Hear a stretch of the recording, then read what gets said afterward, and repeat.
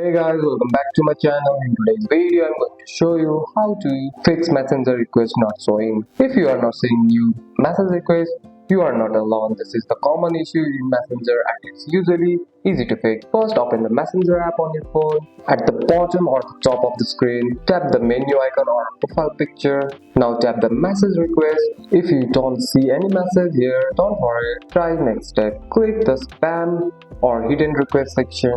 Message sometimes moves. New message there automatically. Open it and see if your missing request is inside. If messenger request doesn't show up, update the messenger app. Go to the app store.